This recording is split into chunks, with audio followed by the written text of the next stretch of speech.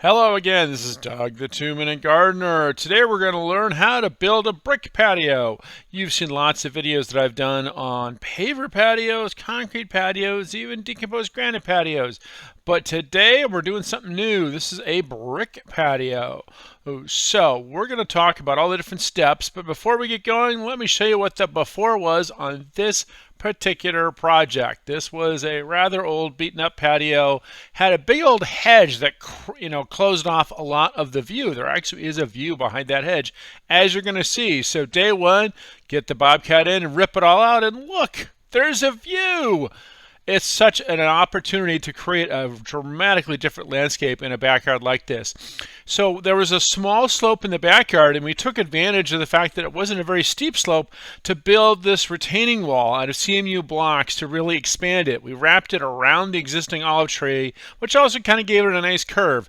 So once the retaining wall is done, it's time to do some concrete work, which is the base for this patio. We ended up using 15 yards of concrete, just regular gray, not even a broom finish, because after all, we're going to put brick on top of it.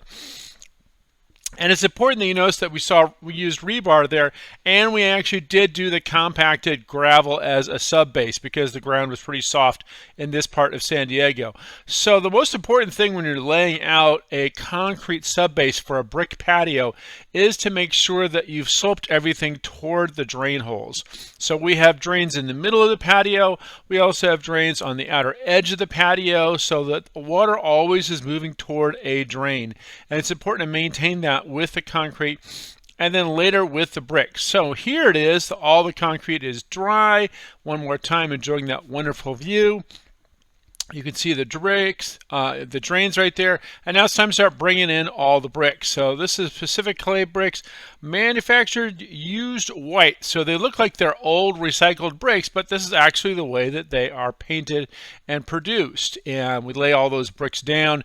Now this is the tedious part, and this is one of the reasons that doing a brick patio on top of concrete is kind of expensive, because you have to do them all one at a time, and it takes a long time.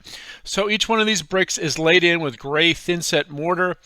Notice with the two levels that he is carefully making sure that it's still sloping toward that drain hole in the middle, and using some string guidelines as a guide as well. So a little bit of mortar on the bottom, a little bit of mortar under the brick itself, because all the bricks have to be at the same level. So mortar, mortar, mortar, lay the brick, check with the level, make sure everything is flowing toward that drain and is perfectly level. You don't want to have wavy bumps on the brick. So 2 different levels is really the way to do this kind of work on the patio. And then double check it once it's all done. So now all the bricks are just about done. They're working their way toward the edge, and this took a week to get all these bricks down. Now it's time to bring in the mortar mix. So this mortar from Orco actually comes in 15 different colors, and it's kind of nice. You can pre-order it. The client picked this off-white, and it gets mixed in with the water in the wheelbarrow, and then slowly they fill up these little, I like to call them little cake decorating bags, but basically they're mortar bags. And the nice thing about this particular, other grout bags, that you scoop it all in, and you see how these guys just use it to squeeze it into every single crap all the way down to the ground. So this serves as a secondary way of locking all the bricks in place with this brick grout. And the nice thing about it is it's fairly easy to do, but it is still time consuming. This patio was a pricey patio. It actually came in at about $30 a square foot, not because the materials are expensive, but because it is a time-consuming process. So as you can see, they're squeezing the grout into each individual thing, and then you smoosh it down with the little thin trowel to really make sure you're grinding every single part of it in. You don't want any air bubbles in that grout, so it's important to mush it all in. And then a second person is squishing it in like that, and then you have another person who's slowly scraping off all the excess and getting it off the brick. Now, once that's done, notice how dirty the bricks are getting. So before you can go on to the next step, you have to actually clean all that excess grout debris off of it, and you can't use water. You have to actually use a paver cleaner. So this was cleaned with Technoseal cleaner. It's a type of paver cleaner, cleans bricks that have been stained or pavers that have been stained, but basically it's good for clearing all the stuff. Now here's what it looks like after it's been cleaned. Now before you can do the last part of it, you actually need to seal the pavers. So once the pavers are completely dry, then it's time to use a sealer. This is the sealer that these guys used. It's great for bricks, concrete, stone, flagstone, pavers, all that kind of stuff. And basically the way this is used is it's mixed in one of these little pump sprayers. Now this is another job the guys did. This obviously is a flagstone patio, but the concept is still the same. That it's basically a little pump sprayer. And these little backpack pump sprayers are great because they're easy to move around. You're not dragging around heavy equipment. And he's just kind of pumping and spraying and pumping and spraying and pumping and spraying. The pumping action adds the pressurization to the tube to get this spray evenly distributed.